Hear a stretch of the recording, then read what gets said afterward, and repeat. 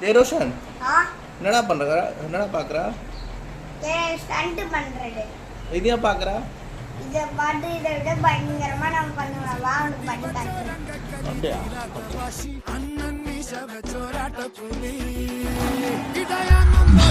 அந்த பையனுக்கு பயம் இல்லை.